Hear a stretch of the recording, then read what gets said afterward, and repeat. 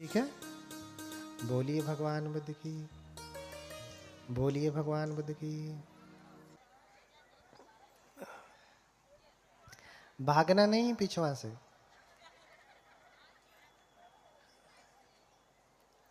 बिना अनुमति के नहीं जाना है। बोलिए भगवान बुद्ध की, बोलिए भगवान बुद्ध की करुणा हो।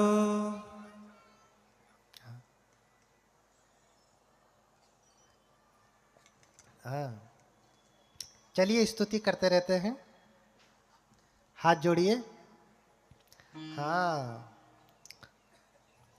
मेत्तानंद तनहंग करो, स्तुति कराइए।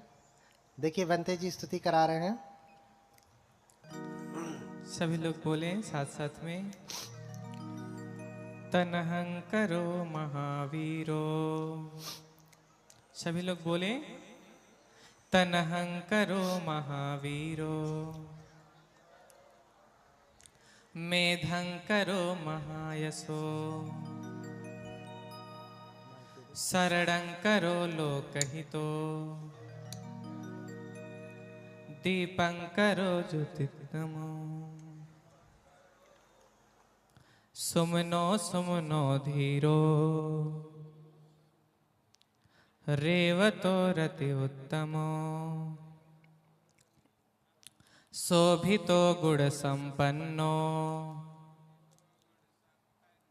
अनुमदसी जनुत्तमो, पद्मो लोकपज्योतो, नारदो वरसारथी, पद्मोत्तरो सत्सारो, सुमेधो अग्गपुग्गलो, सुजातो सब्बलोकज्ञो, पियदसि नरासभो, अथदसि कारुणिको, धम्मदसि तमोनुदो, सिद्धथो असमो लोके, तिस्सो वरद संवरो, फुस्सो वरद संबुद्धो, विपस्सी चयनोपमो, सिखे सब बहितो सत्था, वे सब भोक कुसाधतो, कश्यपो सिर संपन्नो, गौतमो शक्य पुंगवो, तेसं सच्चेन शीलेन, खन्ति मेत्तबलेन च, तेऽपि त्वं अनुरक्षन्तो, आरोग्येन सुखेन चाति।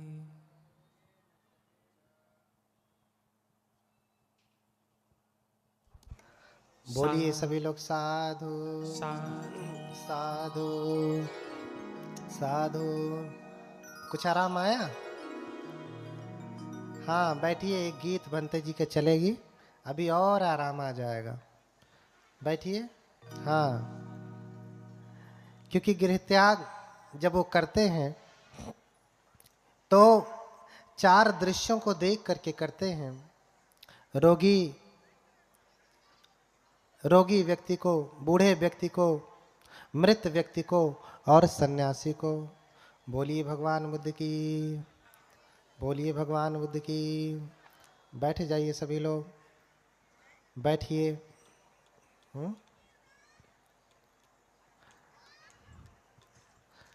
बैठ जाइए सभी लोग। ये 3 दृश्यों को देख करके वैराग्य जगता है और चौथे को देख करके घर छोड़ देते हैं। हम हर दिन बूढ़े व्यक्ति को देखते हैं, बीमार को देखते हैं, प्रवज्जित को देखते हैं, लेकिन मन में कभी वैराग्य नहीं जगता। राजा ने 3 महल बनवाए, राज्य से बाहर नहीं जाने दिया कभी, और कभी उनको किसी बुरे दृश्य का दर्शन नहीं कराया। लेकिन आज जब वो जिद करके जाते हैं तो राजन उन्हें जाने देते हैं, लेकिन साफ सफाई करवा देते हैं कि कोई बुरा दृश्य न दिखे, कोई बूढ़ा न दिखे, कोई बीमार न दिखे, कोई रोगी न दिखे, कोई मृत न दिखे, ऐसा कोई न दिखे। लेकिन एक एक करके जब वो विचरण करने के लिए जाते हैं, घूमने के लिए जाते हैं, नगर का भ्रमण करते हैं, तो उन्हें सब दिखाई देता है। पहली बार में जाते हैं तो बूढ़ा दिखाई देता, ऐसे लाठी पकड़ के चल रहा। दूसरे में जब घूमने के लिए जाते तो बीमार व्यक्ति देखते, दर्द से कराह रहा है, चिल्ला रहा है। तीसरी बार देखने जाते तो मरा हुआ व्यक्ति है, 4 लोग उसे टिकठी पे उठा के लेके जा रहे हैं, लाद के लेके जा रहे हैं। हाँ, लाद के लेकर के जा रहे हैं सभी लोग। और फिर भी लोग, हम सभी लोग ये देखते हैं ना, देख करके कामेन जिन्नं व्यथितं मचंत दिस्वान रूपं तिभवे विरतो, तीनों रूपों को देख करके उनके मन में विरक्ति जाग गई। हाँ, धिगसार थे अबुध बाल जनस्य बुद्धि यद यौवनम मदमत जरान पसेद। फिर सारथी से कहते, अरे सारथी, धिक्कार है व्यक्ति को जो जवानी में मस्त होकर के बुढ़ापे को नहीं देखता, अनित्य को नहीं देखता। एक दिन मैं मर जाऊंगा, मुझे अपनी शरीर पे इतना अहंकार क्यों है? इस शरीर से मैं क्या करने वाला हूं? इस शरीर तो नष्ट होने वाला है ना। हाँ, इसलिए हमारे मेहतानंद भंते जी गीत गाएंगे।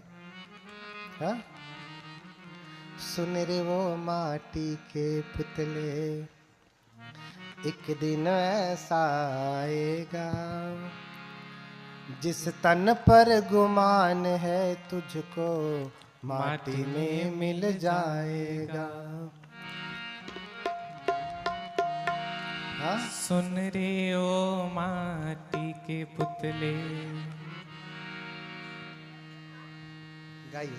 सुन रे ओ माटी के पुतले, एक दिन ऐसा आएगा जिस तन पर गुमान है तुझको माटी में मिल जाएगा। सुन रे वो माटी के पुतले, एक दिन ऐसा आएगा जिस तन पर गुमान है तुझको माटी में मिल जाएगा।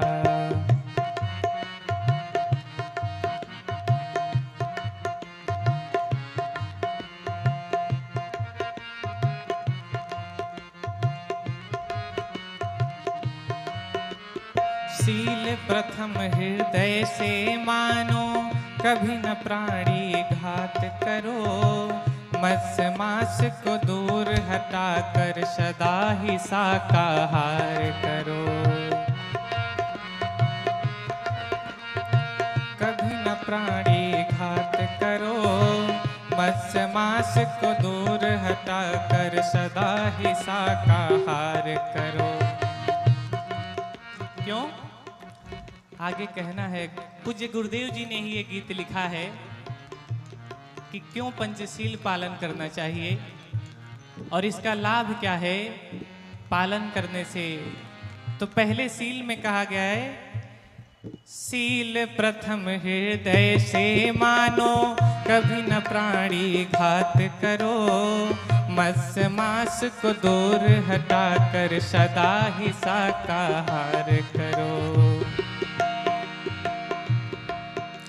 सील प्रथम हृदय से मानो, कभी न प्राणी घात करो। मत्स्य मांस को दूर हटा कर सदा ही शाकाहार करो। तू तो श्रेष्ठ जीव है जग में, तू तो श्रेष्ठ जीव है जग में। दया भाव कब आएगा जिस तन पर गुमान है तुझको माटी में मिल जाएगा। बोलिए सब लोग गाइए। के पुतले एक दिन ऐसा आएगा, जिस तन पर गुमान है तुझको माटी में मिल जाएगा।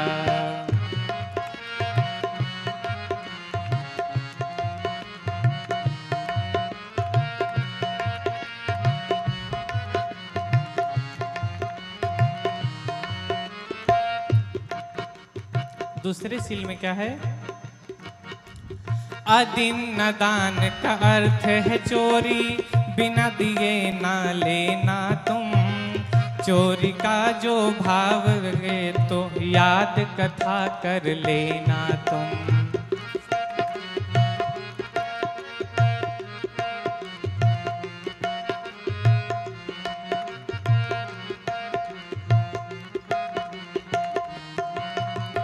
अदीन न दान का अर्थ है चोरी, बिना दिए ना लेना तुम।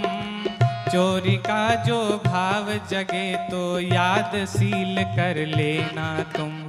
चौर कर्म करके तू जग में, चौर कर्म करके तू जग में मुख कहाँ दिखलाएगा। जिस तन पर गुमान है तुझको माटी में मिल जाएगा। सुन रे वो माटी के पुतले एक दिन ऐसा आएगा, जिस तन पर गुमान है तुझको माटी में मिल जाएगा।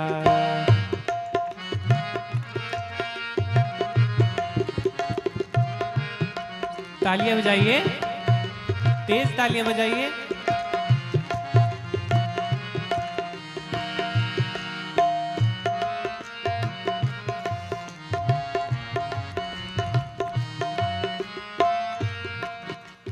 तीसरा सील क्या है? कामे सुमिच्छाचारा वीरमणि सिक्खापदं समादयामि। पूज्यपाद गुरुदेव जी ने उसको क्या लिखा है? पर नारी का भोग न करना महादुखों का कारण है। मिथ्याचार बुरा है प्यारे, सदाचार ही निवारण है।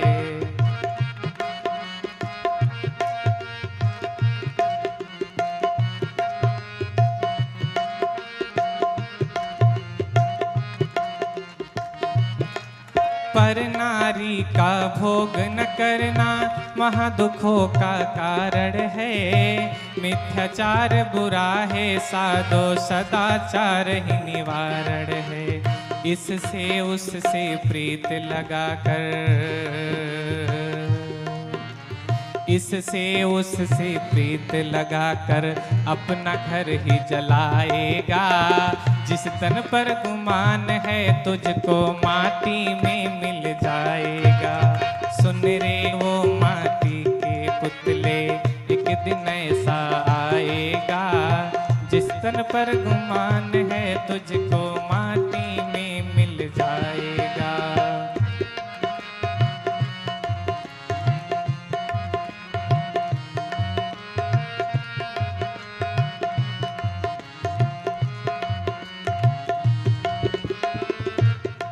चौथा सील, मुसावाद से विरत ही रह कर करो न व्यर्थ की बात कभी। चुगली से सदा ही डरना, कड़वी कोई बात नहीं। माता लोग ध्यान दीजिए, क्या बोला गया है?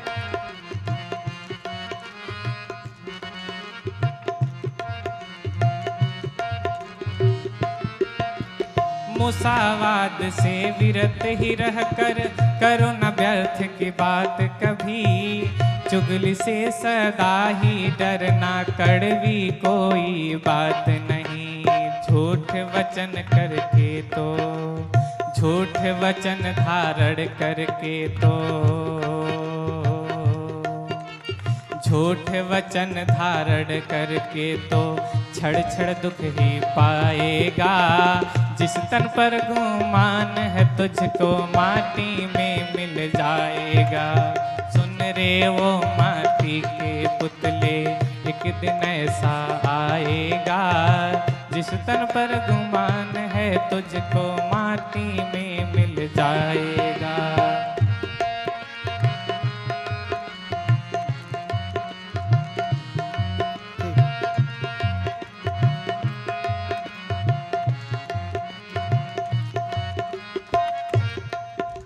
पांचवा सील ध्यान दे जरा, कितना अच्छा लगता है इस सील को भंग करने के लिए, कितना आनंदित होते हैं पार्टी में जाके। जरा इधर ध्यान दें, गुरुदेव ने क्या लिखा है। पी कर मदिरा भांग सदा तुम उत्सव रोज मनाते हो, लाल साग का भोग लगा कर VIP मन कहलाते हो।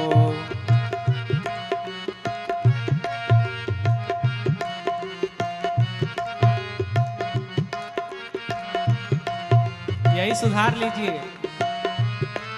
पी कर मदिरा भांग सदा तुम पार्टी रोज मनाते हो, लाल साग का भोग लगा कर VIP मन कहलाते हो। तो कलंक है बुद्ध नाम पर, तो कलंक है बुद्ध नाम पर, बौद्ध धर्म कहाँ पाएगा। जिस तन पर गुमान है तुझको माटी में मिल जाएगा। जिस तन पर गुमान है तुझको माटी में मिल जाएगा। सुन रे ओ माटी के पुतले एक दिन ऐसा आएगा। जिस तन पर गुमान है तुझको माटी में मिल जाएगा। जिस तन पर गुमान है तुझको माटी में मिल जाएगा। जिस तन पर गुमान है तुझको माटी में मिल जाएगा। बोलिए, तो कुछ समझ में आया? हाँ,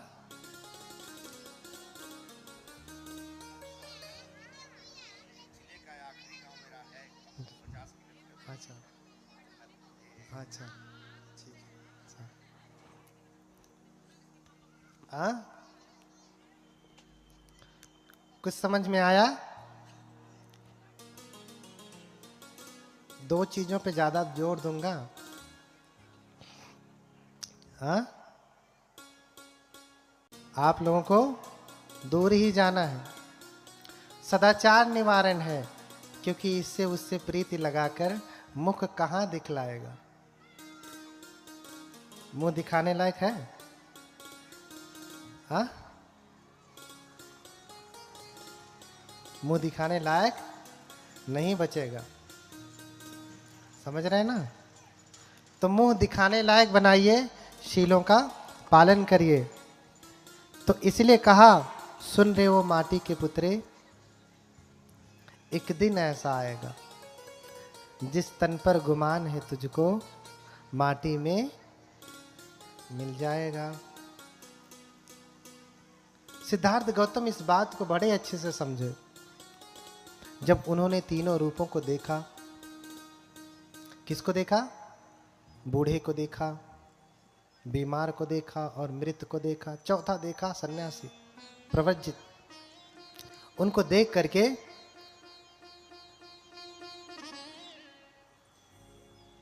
वो विरक्त हो गए।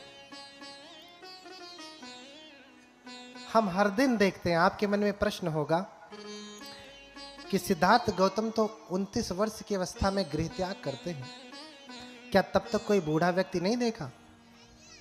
मन में प्रश्न आ रहा होगा। बहुत लोग इस प्रश्न से बहुत कुलबुलाने लगते हैं, है ना? कि इतनी आयु होने के बाद उन्होंने क्या कोई बूढ़ा नहीं देखा? हाँ, शादी हो गई, लड़का हो गया, कोई बूढ़ा नहीं देखा, कोई बीमार नहीं देखा, कोई मरा व्यक्ति नहीं देखा। अरे उनके पिता स्वयं बूढ़े हो गए होंगे उस समय तक। हाँ, और बाकी अंतरी मंत्री वो सारे लोग तो बूढ़े ही रहे होंगे, सब जवान तो रहे नहीं होंगे। तो क्या बूढ़ा नहीं देखा होगा? कम से कम बूढ़ा तो देखा ही होगा, मृत भी देखा होगा, हाँ, बीमार भी देखा होगा। क्या जब से उन्होंने जन्म लिया कभी वो बीमार नहीं पड़े कि उनके माता पिता बीमार नहीं पड़े? पड़े ही होंगे। लेकिन आज ये तीनों रूप देख करके क्यों घर छोड़ देते हैं? ये बात समझ में नहीं आती। आपको लगता है कि ये बाहर से मिलाया गया है। देखिए, जब बुद्ध के वचनों की बात हो रही ना, तो हमें बुद्ध की दृष्टि से समझना होगा, बुद्ध की प्रज्ञा के लेवल से, ऊंचाई से समझना होगा। हम अपनी छोटी बुद्धि से, छोटी आंख से बुद्ध को ऐसे देखेंगे तो बुद्ध तो इतने बड़े हैं। बुद्ध के बारे में वर्णन के बुद्ध 18 हाथ के हैं मनुष्य के, अपने हाथ से तो 5 ही के हैं, 3.5 हाथ के हैं। हाँ, लेकिन सामान्य जन से, हमारे आपके हाथ से 18 हाथ के हैं। आपको भरोसा होगा? नहीं। तो कुछ ऐसी बातें हैं जिस पे भरोसा नहीं होता। क्या उन्होंने बूढ़ा नहीं देखा?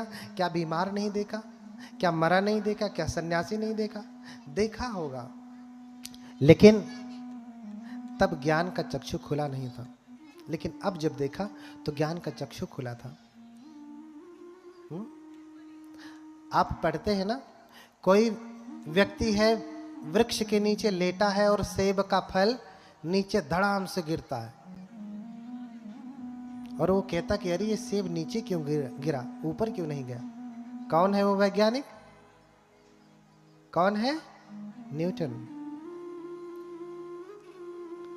गुरुत्वाकर्षण बल की खोज करने वाला कौन है?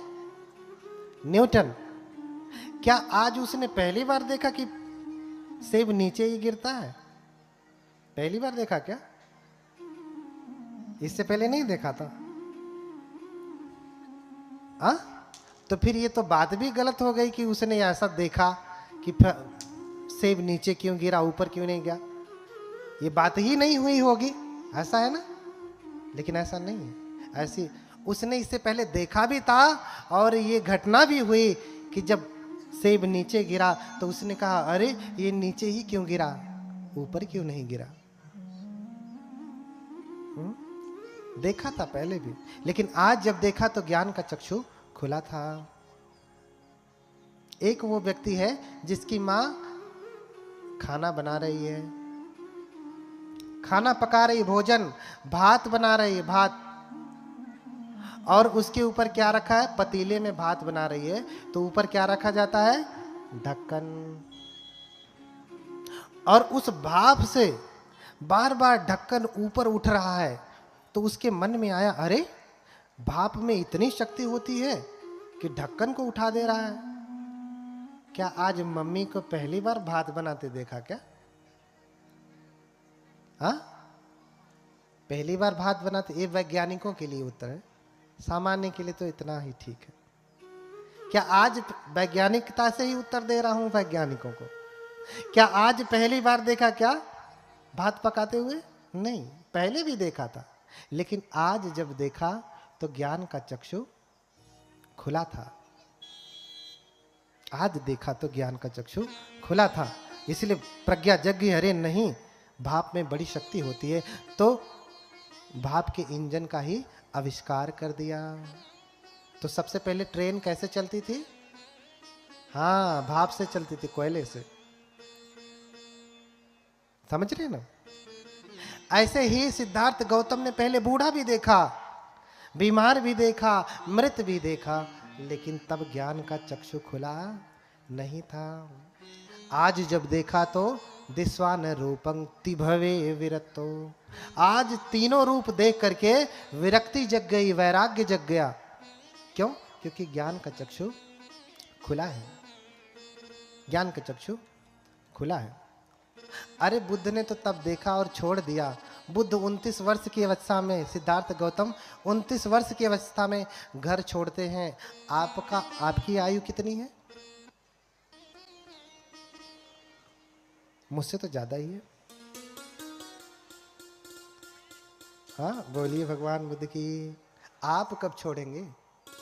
बूढ़ा नहीं देखा, बीमार नहीं देखा कि मैं भी बूढ़ा हो जाऊंगा, मैं भी बीमार हो जाऊंगा। सुन रे वो माटी के पुतले।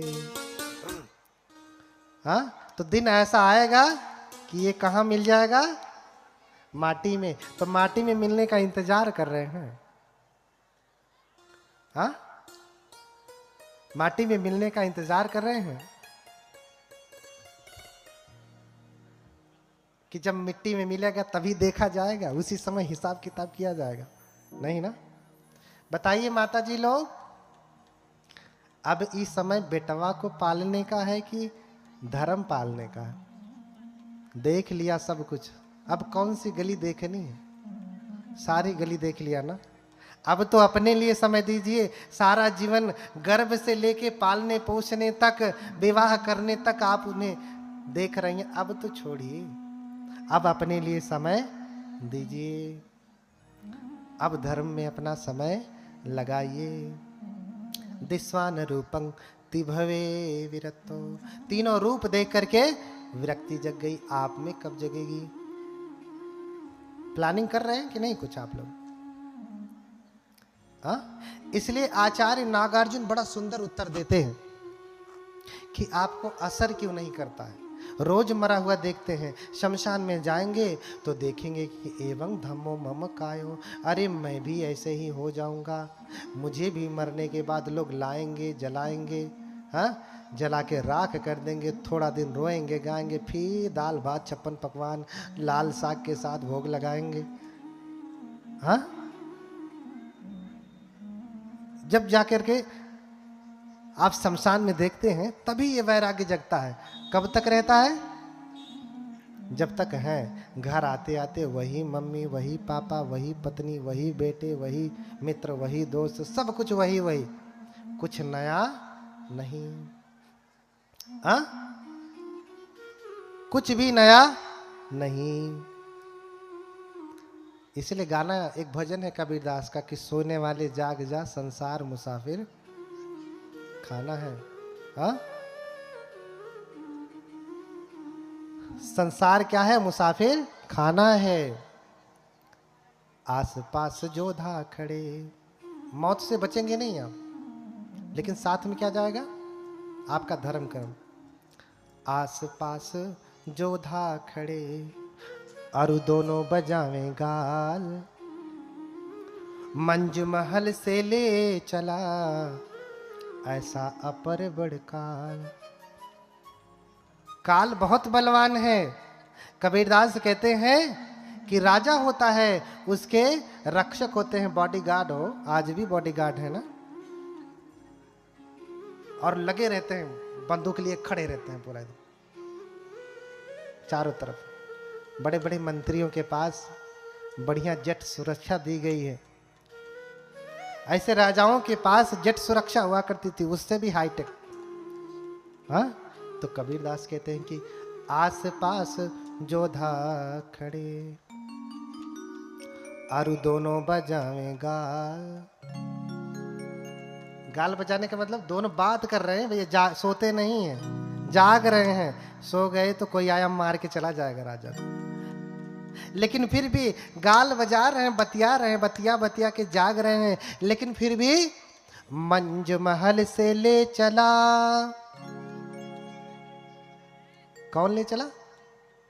ऐसा अपर बड़ काल। जब काल आता है तो गाल बजाते रहिए, ड्यूटी देते रहिए, पिस्तौल राइफल ताने रहिए, लेकिन खींच करके उठा करके लेकर के चला जाएगा। कोई बचाने वाला नहीं है। कोई धन, कोई दौलत आपको बचा नहीं सकती। इसलिए चंचल मनवा चेतरे, चंचल मनवा चेतरे। कितना चंचल रहेगा भैया अभी तक। अंगम अंगम गलितम पलितम मूलदम दसन विहीनम जातम तुंडम और वृद्धो याति गृहीत्वा दंडम तदपि न मुंचत्यास पिंडम। अरे भैया कितने तक? अंगम अंगम गलितम, एक एक अंग गल गया है, बूढ़े हो गए हैं। पलितम मुंडम, बाल भी क्या हो गया है? झड़ गया है। नहीं झड़ा तो कम से कम क्या हो गया है? सफेद हो गया है। तो सफेद होने तक भी होश नहीं रहता, काली वाली डाई लगाते हैं, अभी तो मैं जवान हूं, अभी तो मैं जवान हूं। अंगम अंगम गलितम पलितम मुंडम। अरे मेरा क्या गिरेगा? तू क्या गिरेगा? मैंने पहले ही गिरा दिया, तेरी क्या मजाल कि तू गिरे, जा तुझे मैं पहले ही गिरा देता हूं। ऐसा साहस होना चाहिए, ऐसा साहस होना चाहिए। एक चीज और ध्यान रखें कि जब बाल गिरने लगे तो आप समझ जाइए कि आपको ऐसा होने का समय आ गया। अपने से नहीं चेते तो शरीर बता रहा है कि अरे जा, नहीं रहूंगा तेरे साथ, तू वहां जा। हाँ, तो भी समझ में नहीं आ रहा। चंचल मनवा चेतरे, सोवे कहाँ जान। हाँ, अजम घर जब ले जाएगा, पड़ा रहेगा ज्ञान। सारी विद्वता, सारा ज्ञान यहीं पड़ा रह जाएगा। जब काल, जब मौत आपके सर पे मंडराएगी तो सब कुछ यहीं रह जाना है। इसलिए सारी चंचलता छोड़िए। अंगम अंगम गलितम पलितम मुंडम। और क्या हो गया है? दशा कितनी खराब हो गई है? दसन विहीनम जातम तुंडम। दांत भी टूट गया है, बब करते हैं, बतियाते ऐसा तक होने लगता है। कैसा होता है? पूरा, क्योंकि दांत नहीं है तो ऐसा ऐसे हो रहा। मेरा भी वैसे ही होगा, मैं कोई अलग से थोड़ी ना आया। हाँ, लेकिन उस अवस्था तक आते आते मैं कुछ संग्रह कर रहा हूं जो मेरे साथ जाने वाला है। आपको धर्म का दान कर रहा हूं। हाँ, दसन विहीनम जातम तुंडम। दांत भी झड़ गया, टूट गया, लेकिन नकली लगवा करके अभी भी खुश हैं कि अरे चलो टूट गया तो क्या, नकली लगवा लूंगा।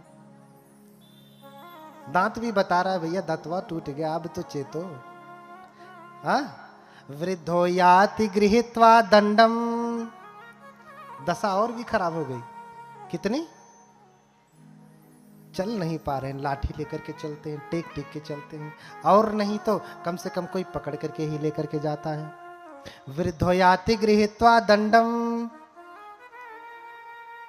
लेकिन दशा इतनी खराब होने के बाद भी तदपि न मुंचत्यासा पिंडम। लेकिन इस मोह से, इस जगत से, इस पिंड से आपका मोह छूट रहा है? छूट रहा है? नहीं छूट रहा। मोह से जकड़े हुए हैं पूरी तरीके से। तो कबीरदास आपको जगा रहे हैं, चंचल मनवा चेतरे, सोवे कहाँ अजान। इतना अज्ञानी होकर के क्यों सोता है? तेरा सारा ज्ञान, सारी विद्वता सब यहीं रह जाएगी अगर तूने उसका उपयोग सन्मार्ग पे चलने के लिए नहीं किया तो। इसलिए जागी, सोने वाले जाग जा, संसार मुसाफिर।